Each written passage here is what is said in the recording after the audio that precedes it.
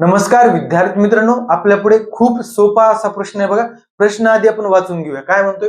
एका पॉकेटमध्ये 25 ग्रॅम याप्रमाणे 3 किलोग्रॅम साखरेचे किती पॉकेट तयार होतील? म्हणजे एका पॉकेटमध्ये 25 ग्रॅम साखर बसते, तर असे 3 किलोग्रॅम साखरेमध्ये किती पॉकेट तयार करता येतील असं आपलं विचारलंय. मग विद्यार्थी मित्रांनो, आपल्याला पॉकेटमध्ये साखर टाकायची ग्रॅम मध्ये, दिलेली साखर आहे किलोग्रॅम मध्ये, ह्याला ग्रॅम मध्ये तयार करा.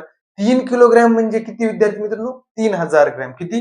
3000 ग्रॅम. किती झालं? 3000 ग्रॅम.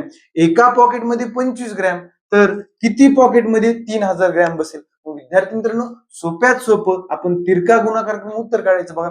3000 गुणिले 1, 3000 गुणिले 1 भागिले 25 करा. चला, 25 एक 25, 25 एक 25, उरले 5, 25 दोन्ही 50 आणि शून्याला शून्य. असे किती? 120 पॉकेट आपले तयार होतील. पर्याय क्रमांक 2. धन्यवाद.